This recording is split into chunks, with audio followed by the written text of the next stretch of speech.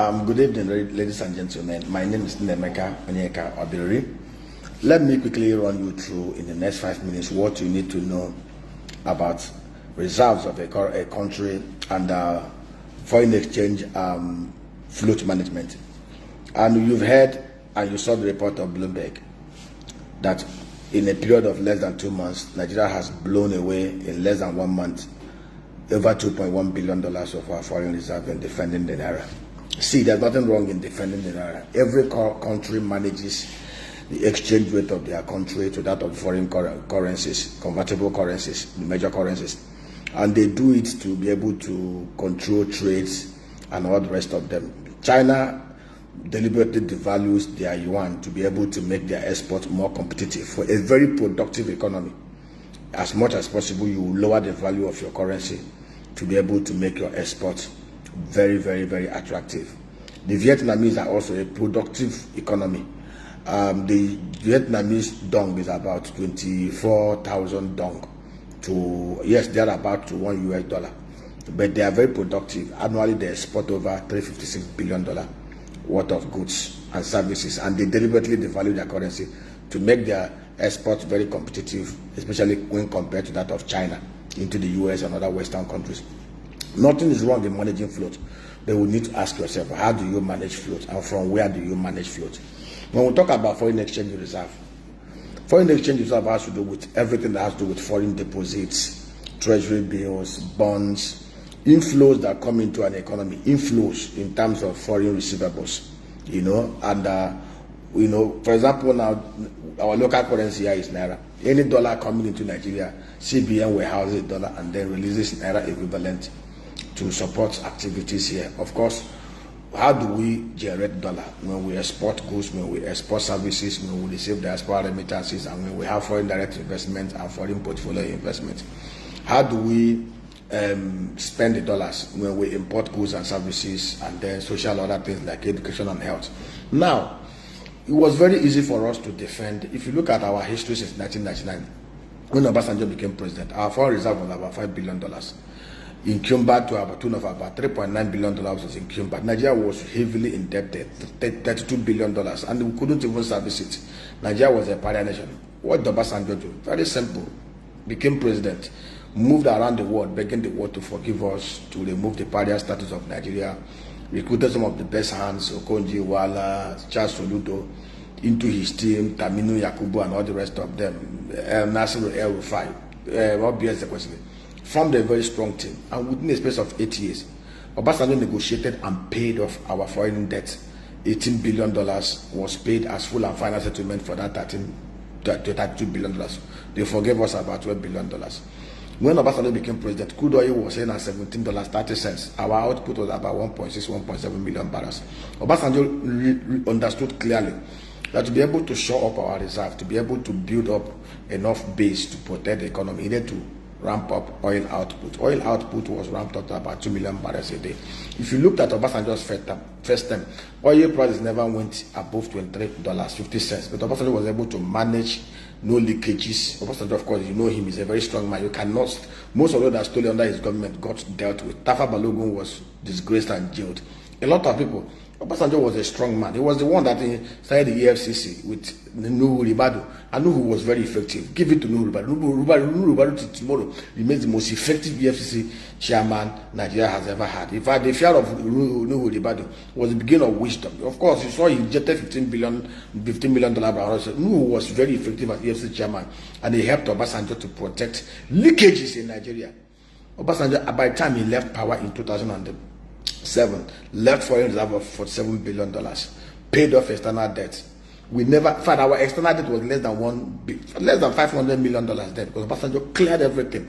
So yeah, Adwa and Jonathan inherited an economy that had near to zero external debt profile. Obasanjo gave them a clean slate with a foreign reserve of 40. And how was he able to build it? He shut down the leakages in the system.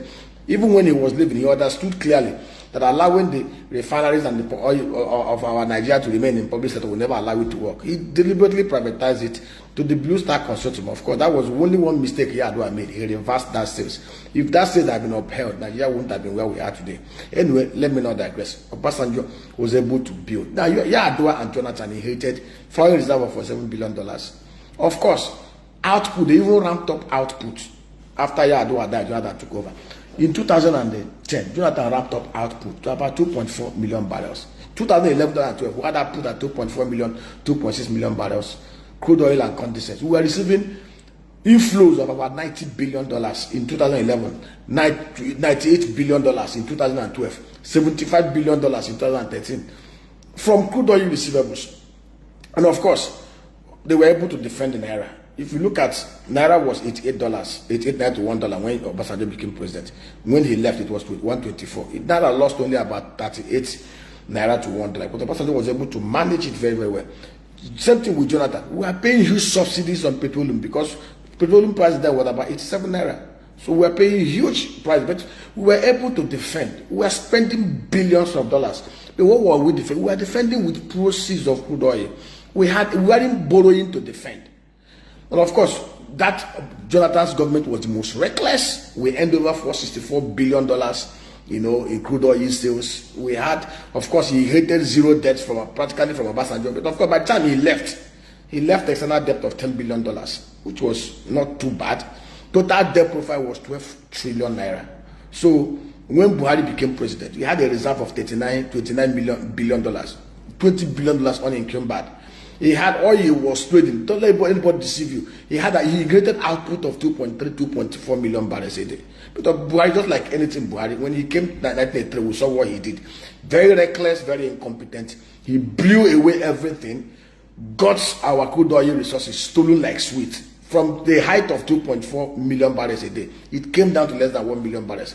By the time Buhari left office, Buhari had created massive holes for Nigeria, even sold crude oil in advance. In fact, he left Bese to TINUBU, Bese unpaid bills at the CBN that Yemi Cardoso was able to pay $5 billion. The other 2.4 billion that is yet to be resolved.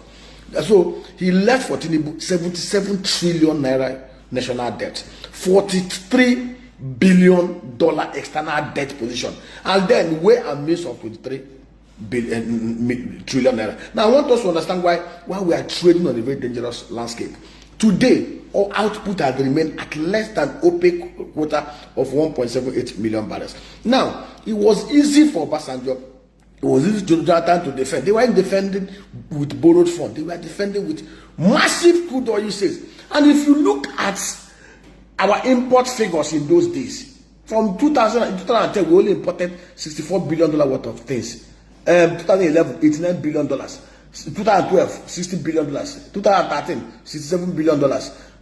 2014, $71 billion. 2015, $52 billion. We were importing even more than we were importing now. But these guys were able to defend the Naira then because they had a huge dollar inflow. Crude oil resources was being sold. And Nigeria was earning crude oil revenue. But today, and they didn't have huge external debt to pay. There was no huge external debt because Obasanjo cleared the stable. But today, look at what TINUBU is grappling with. And that is what is scaring most of us who understand dynamics and fundamentals of economic management. TINUBU inherited $43 billion external debt obligation. That will be paid. TINUBU inherited over 27 trillion Naira domestic debt, plus 23 trillion Naira ways and means, and 7 trillion Naira interest on it. This $43 billion external debt will be paid. There's going to be a service element to it. There's going to be repayment to it. And now, crude oil resources that will have helped us to cushion and defend the Naira, just like the Jonathan era. Because if you look at between Obasanjo and Jonathan, Naira lost only 111 Naira because they had huge FX coming in from crude oil sales because output was 2.4 million barrels. Today, output is 1.4 million barrels a day.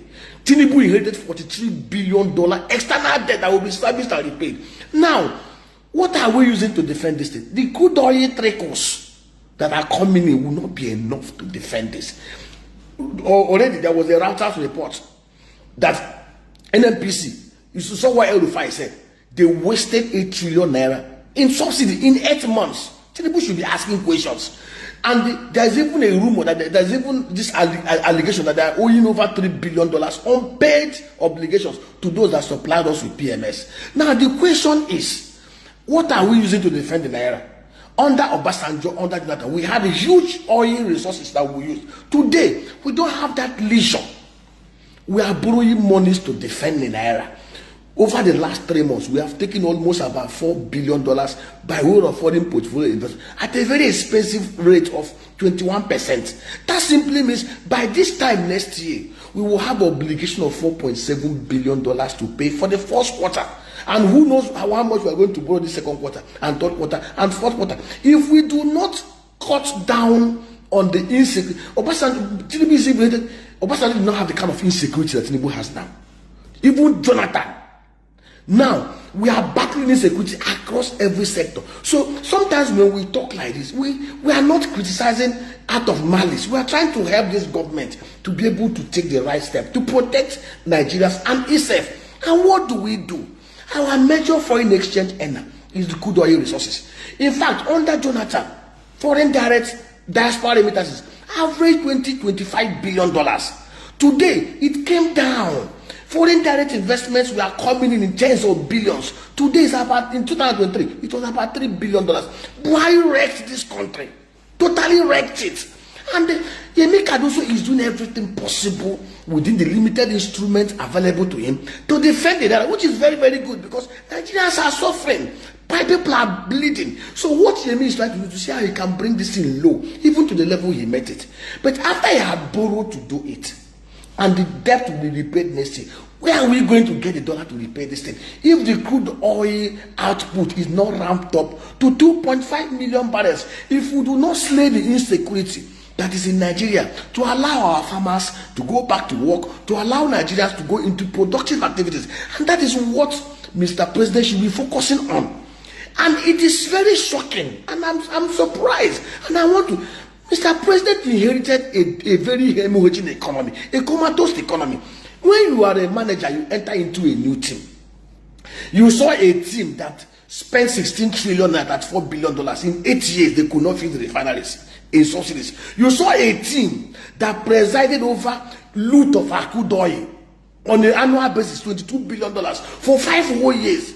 What you should have done if you want to protect yourself as the leader, what a pharaoh will have done will have been to clear out the stable from the NNPC to the NNDPRA to every person that was appointed by Buhari, clear them out.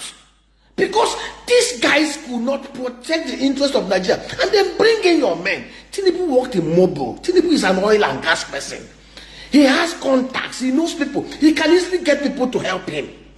You cannot keep a team that fumbled, a team that created the base we are carrying now. Mr. President, it's for your own good and the good of Nigeria. Some of us are patriots. When we say these things, to God knows our heart, it's not out of malice. It's to Nigeria is a country that takes the right boxes to become one of the top biggest 10 economies in the whole world. You can do it. When you said you want to build a $1 trillion economy, it is possible, Mr. President. But you don't win the Champions League with incompetent players that have played 5 years without winning Champions League. You can't use them. They can't do anything for you. You get rid of them and get good hands to help you. Yemi Cardoso is one of the shining stars. Yemi Cardoso, Bosun Tijani, and Olabu Ojo, the interior affairs minister. These are the very few good hands you have. 80% of your cabinet members are doing nothing on the physical side. NNPC by now, the refineries will have been working. Don't let anybody deceive you. Mr. President, you can get local investors in Nigeria that can buy up 60% of Nigerian shares in NNPC. You open up the place, list on the floor, make it as transparent as the Nigerian liquefied natural gas. That will give you $42 billion inside the account to defend the naira and to do infrastructure.